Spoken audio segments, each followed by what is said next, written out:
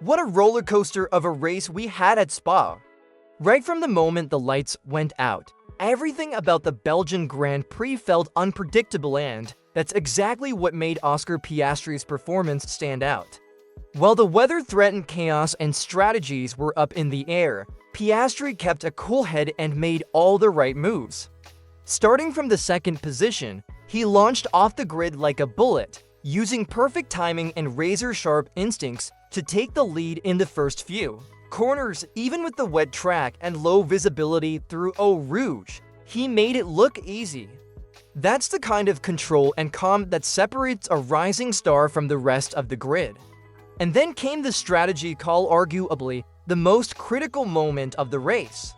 While some hesitated, Piastri's team made the perfect decision on when to switch from intermediates to slicks.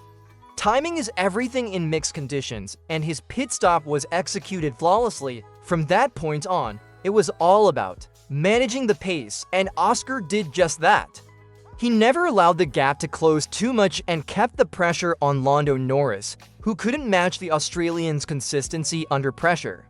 After the race, Piastri admitted he had some concerns going into a rolling start, thinking it might limit his chances of overtaking early. But he trusted his gut, stayed aggressive through turn 1, and capitalized on every opportunity the track gave him. What stood out even more was his awareness of the importance of the slipstream up the hill and his ability to position himself exactly where he needed to be. It's that kind of racing IQ that wins championships. This wasn't just another victory. It was Piastri's 6th win of the season, and one that brings him even closer to the top of the championship standings.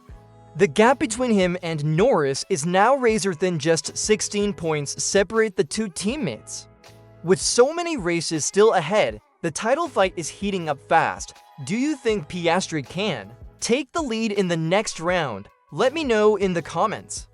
And if you're enjoying this kind of deep F1 breakdown, hit that like button and subscribe. Now we're on the road to 1,000 subscribers and counting. Stick around, because next we're diving into what went wrong for Norris. Now let's talk about Lando Norris, who started this race from the best possible position pole. You'd think that would have given him the edge to take another victory, but things didn't unfold the way he'd hoped. Norris had the initial advantage, sure, but the wet conditions and the unpredictable nature of Spa completely neutralized that upper hand. From the very first moments of the race, he found himself under serious pressure, and it didn't take long before his own teammate, Oscar Piastri, got the jump on him and never looked back. To his credit, Norris wasn't bitter about the result. After the race, he admitted that Piastri had simply done a better job off the line and made all the right calls. That kind of honesty is refreshing, especially when the stakes are this high. It shows maturity and a real sense of perspective from the young Brit, who knows the season is far from over. He also pointed out that while his pace on the hard tires toward the end of the race was strong, it just wasn't enough to close the gap and mount a serious challenge for the win. What really stood out was how Norris handled the defeat. He acknowledged the small mistakes he made and gave full credit to Piastri for nailing every aspect of the race. That kind of sportsmanship isn't something you see every day, especially in such a tight championship fight. But don't be fooled, he's already got his eyes on redemption. With Budapest up next, Norris mentioned that it's a circuit he typically enjoys and where he's had success in the past, so he's definitely not backing down. Right now, with only 16 points separating him from Piastri, every single race becomes a must-win situation that sets the stage for an incredible second half of the season, especially with both McLaren drivers going toe-to-toe. What do you think? Can Norris bounce back in Budapest and retake control of the championship race? Drop your answer in the comments below, and don't forget, if you're enjoying this kind of coverage, smash that like button and hit subscribe so you never miss an update. Coming up next, we're diving into Lewis Hamilton's gritty weekend and what it means for Ferrari. While the headlines focused on Piastri and Norris, there was another story quietly unfolding in the midfield. Lewis Hamilton, at 40 years old, fighting through one of the most difficult weekends of his season. Right from the practice sessions, things weren't looking good for the 7-time world champion. Track limit violations, lack of grip, and a car that just didn't feel connected left Hamilton starting further down the grid than he's used to. In both the sprint and qualifying, he couldn't push past the early eliminations, but if you've followed Hamilton long enough, you know that writing him off is always a mistake. Despite the rough start, Lewis showed the kind of resilience that has defined his career. On Sunday, when it really counted, he managed to work his way up through the field and bring the car home in 6th place. That may not sound like a major victory, but given the circumstances and how far off pace Ferrari seemed at times, it was a strong damage limitation drive. After the race, Hamilton took full accountability. He apologized to the Ferrari team for not delivering more and admitted he hadn't been at his best. But he also praised the squad for nailing the race strategy, which helped him recover and pick up valuable points. It's a rare thing to see someone of his status openly admit fault, but that's what makes him a champion on and off the track.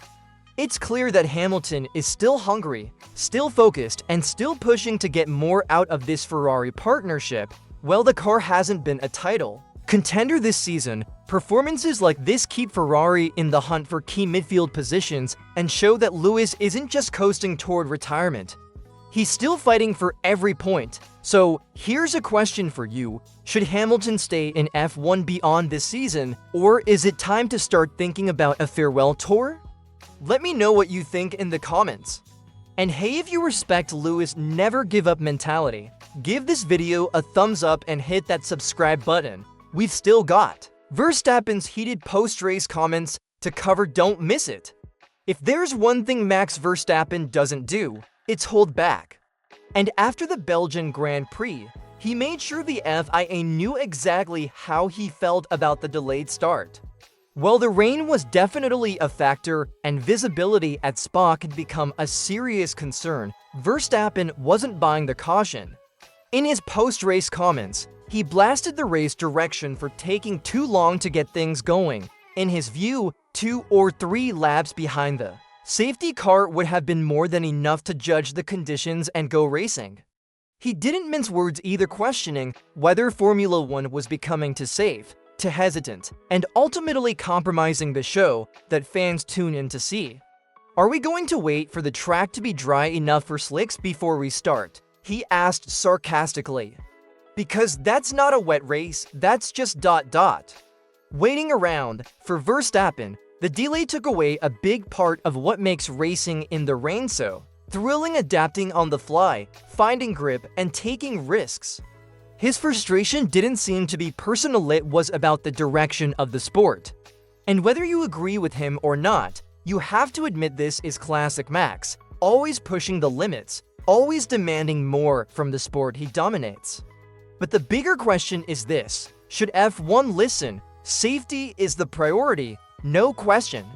And when cars are aquaplaning or visibility is zero, delaying the start is the responsible call. But there's definitely a debate to be had about whether F1 is becoming too cautious in borderline conditions. Fans want action, not an hour and 20 minutes of waiting. And when a top driver like Verstappen speaks out, it forces the sport to take a hard look at where the balance should be. So what's your take? Do you agree with Verstappen that F1 is getting too soft in the rain? Drop your opinion in the comments below. And hey, if you live for these kinds of debates and behind-the-scenes drama, make sure to subscribe to the channel and join the community. Coming up next, we spotlight Gabriel Bortoleto's strong drive and mature mindset in the chaos of Spa. Let's talk about one of the most promising young drivers on the grid, Gabriel Bortoleto. The Brazilian is quietly putting together a solid rookie season, and his performance at Spa was another sign that he's maturing fast. Finishing in 9th place and scoring points for only the 2nd time in his Formula One career, Bortoleto showed poise, patience, and smart decision-making in one of the trickiest races of the year so far. He started the race in 10th, managed a clean getaway, and avoided the chaos around him. But what really stood out was how he responded to team strategy. At one point, the team asked Nico Hülkenberg to let him through because Bortoleto had the faster pace. He made the most of that opportunity, closed in on Liam Lawson, and nearly overtook him for 8th. It was a strong drive, not reckless, but calculated. Gabriel explained after the race that earlier in the season, in situations like Silverstone, he might have pushed too early for a tire change and lost ground. But this time, he learned from that. Instead of diving into the pits prematurely, he waited an extra lap before switching to slicks, and it paid off. He knew what the car could deliver, and he squeezed every last drop of performance out of it. As for the team order with Hülkenberg, Bortoleto was transparent. He made it clear to the pit wall that if he couldn't pass Lawson, he was willing to give the place back, but things didn't go that way. Hülkenberg fell back after a second pit stop, and Bortoleto held on to 9th. Even with the missed opportunity to attack Lawson again, the respect between teammates was evident, that says a lot about the atmosphere within Sauber. And when asked about the long delay before the race start, Bortoleto didn't echo Verstappen's anger. Instead, he praised the FIA for putting safety first. He said, "The track was undrivable at first, and the delay was the right call."